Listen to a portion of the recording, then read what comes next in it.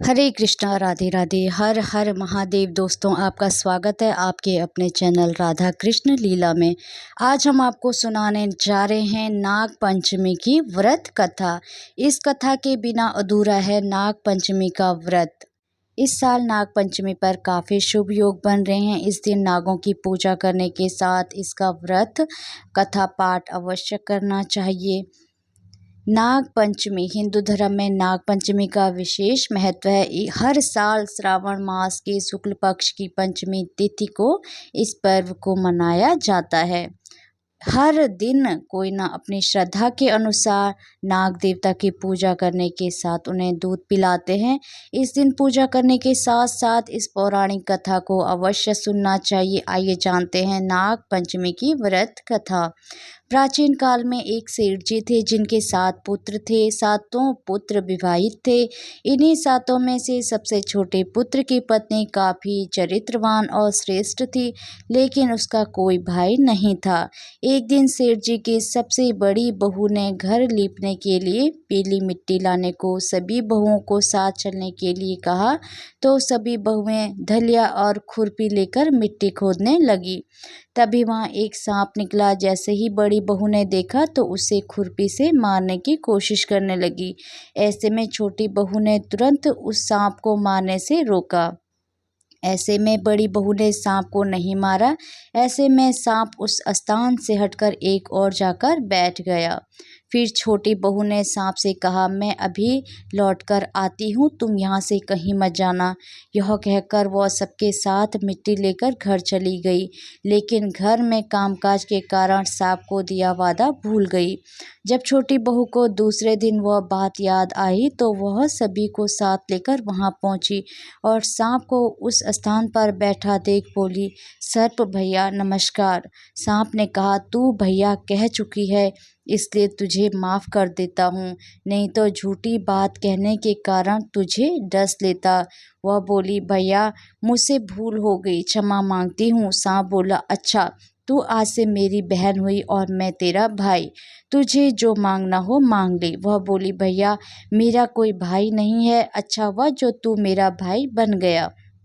कुछ समय बीतने पर वह सर्प मनुष्य का रूप लेकर उसके घर आया और बोला कि मेरी बहन को भेज दो। सब हैरान हो गए क्योंकि सभी यह जानते थे कि छोटी बहू के कोई भाई नहीं था। तो सर्प बोला, मैं इसका चचेरा भाई हूँ, बचपन में ही बाहर चला गया था। ऐसा सुनकर घर के लोगों ने छोटी बहू को उसके साथ भेज दिया। उसने मार्ग में बताया कि मैं वही सर्प हूँ, इसलिए तू डरना नहीं और जहाँ चलने में कठिनाई हो वहाँ मेरी पूँछ पकड़ लेना। छोटी बहू उसके कहे अनुसार उसके घर पहुँच गई। वहाँ के धन ऐश्वर्य को देखकर वह चकित हो गई। एक दिन सर्प की माता ने उसे कहा, मैं एक काम से बाहर जा रही हूँ, तू अपने भाई को ठंडा दूध पिला देना। लेकिन छोटी बहू को ये बात ध्यान नहीं रही और उसने गलती से सर्प को गर्म दूध पिला दिया, जिसमें उसका मुख बुरी तरह से जल गया। यह देखकर सर्प की माता बहुत क्रोधित हुई, परंतु सर्प के समझाने पर शांत हो गई। तब सर्प ने कहा कि बहन को अब उसके घर भेज देना चाहिए। तब सर्प और उसके पिता ने उसे बहुत सा सोना, चांदी, जवाहरात, वस्त्र, आभूषण आदि देकर उसके घर पहुंचा दिया। इतना ढेर सारा धन देखकर बड़ी बहू ने ईर्ष्या से कहा, तेरा भाई तो बड़ा धनवान है, तुझे तो उससे और भी धन लाना चाहिए। सर्प ने यह वचन सुना तो वह सब वस्तुएं सोने की लाकर दे दी। यह देखकर बड़ी बहू ने कहा, इन्हें झाड़ने की झाड़ू भी सोने की ही होनी चाहिए। तब सर्प ने झाड़ू भी सोने की लाकर रख दी।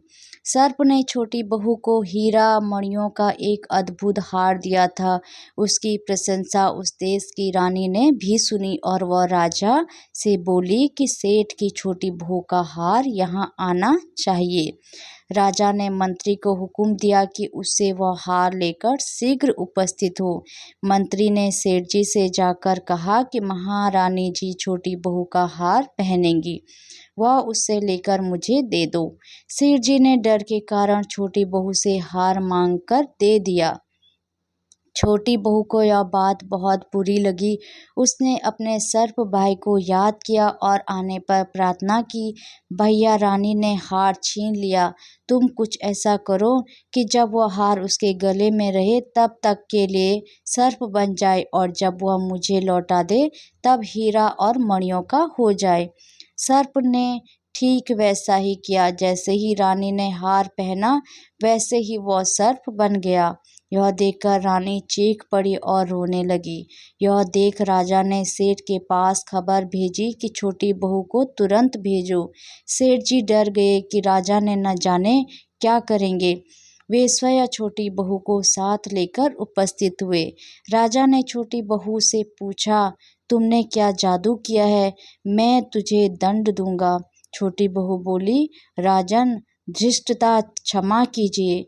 यह हार ही है कि मेरे गले में हीरों और मणियों का रहता है और दूसरे के गले में सर्प बन जाता है। यह सुनकर राजा ने वह सर्प बना हार उसे देकर कहा, अभी पहनकर दिखाओ। छोटी बहू ने जैसे ही उसे पहना वैसे ही हीरों और मणियों का हो गया। यह देखकर राजा को विश्वास हो गया और उसने प्रसन्न होकर उसे ढेर सारी मुद्राएं पुरस्कार में दी। छोटी बहू घर लौट आई। उसके धन को देखकर बड़ी बहू ईर्ष्या के कारण उसके पति को सिखाया कि छोटी बहू के पास कहीं से धन आया है। यह सुनकर उसके पति ने अपनी पत्नी से पूछा कि सब बता, यह धन तुझे कौन देता है? तब उसने सर्प को याद किया। बहन को मुश्किल में फंसता देख उसी समय सर्प वहां प्रकट हुआ और कहने लगा, जो मेरी बहन के आचरण पर संदेह करेगा तो मैं उसे खा लूँगा। यह सुनकर छोटी बहू का पति प्रसन्न हुआ और उसने सर्प देवता का सत्कार किया। ऐसी मान्यता है कि उसी दिन से नाग पंचमी का त्योहार मनाया जाने लगा और स्त्रियां सर्प को भाई मानकर उसकी पूजा करती है। हरे कृष्णा, राधे राधे, श्री शिवाय नमस्तुभ्यम। भोलेनाथ आप सबकी सारी मनोकामनाएं पूर्ण करे।